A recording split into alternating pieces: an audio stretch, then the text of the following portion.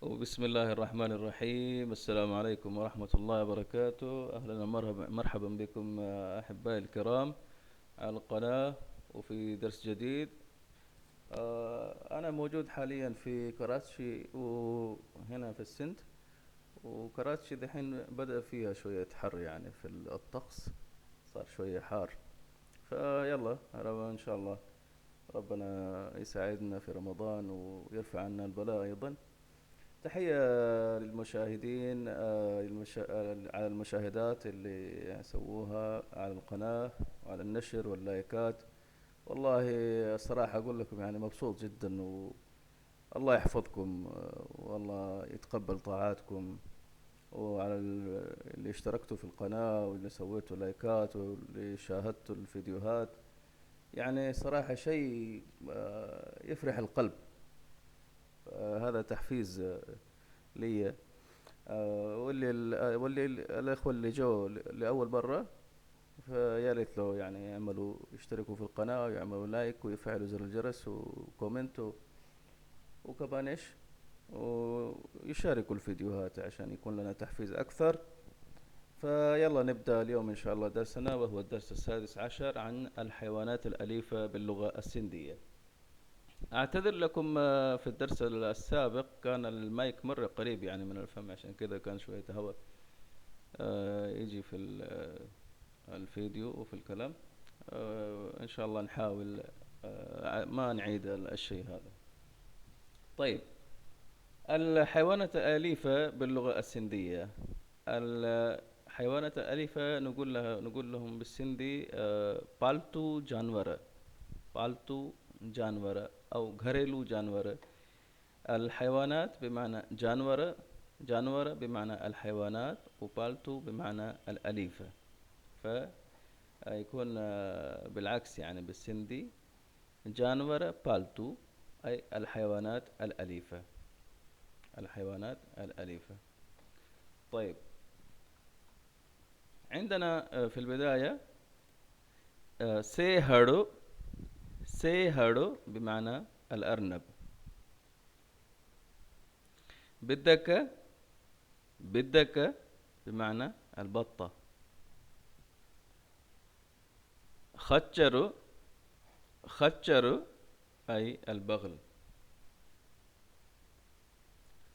قو، قو بمعنى البقرة. داندو، داندو بمعنى الثور. ممكن تكتبوا عندكم في دفتر أو في ورقة كذا الأسامي باللغة السندية وباللغة العربية، وبعدين تحفظوها كمان، يكون لكم أسهل يعني. فأنا عشان الفيديو ما يطول جالس شوية أسرع فيه. ميه، ميه بمعنى الجاموس. قلرو، قلرو بمعنى الجرو الصغير ده من الحيوانات الأليفة في البيوت. أوتو، أوتو بمعنى الجمل.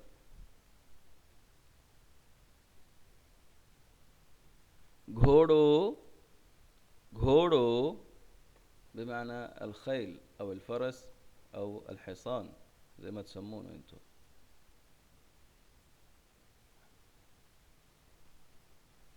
قده، قده بمعنى الحمار، الله يكرمكم.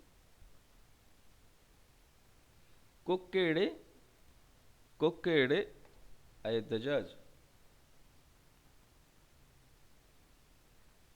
كوكودو، كوكودو أي الديك. والفرق إيش هو؟ الكسرة في الأنثى والضمة في المذكر. قابو، قابو أي العجل.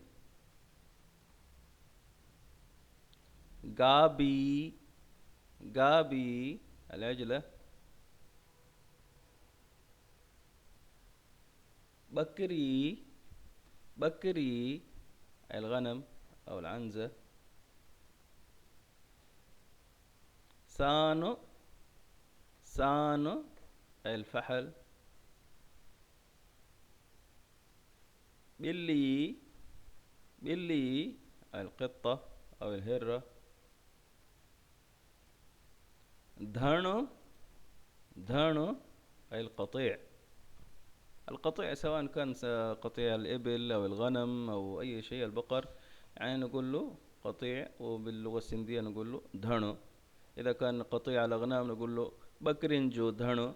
إذا كان الأبقار نقول انجو قونجو دهنو، وهكذا يعني. ردها، ردها أي النعجة أو الكبش أو الخروف زي ما تسمونه. كتو، كتو أي الكلب، الله يكرمكم. بكرو، بكرو أي الضأن أو التيس أو الماعز. المؤنث كان إيش؟ بكري بالياء أي الغنم، والمذكر بكرو بالواو. داتشي، داتشي بمعنى الناقة. وممكن تكون هناك حيوانات أليفة أخرى أيضا. وهل الحمام أيضا من الحيوانات الأليفة ولا لا؟ اكتبوا لي تحت في الكومنت عشان نعرف الحمام اللي يربونه في البيوت. فهذه كانت بعض أسماء الحيوانات الأليفة باللغة السندية.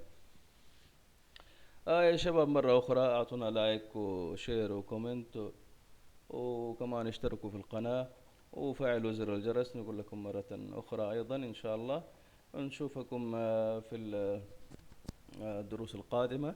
تعالوا على الفيسبوك والانستغرام، بحط لكم اللينك تحت.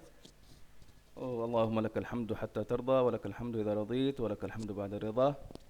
أستودعكم الله، والسلام عليكم ورحمة الله وبركاته.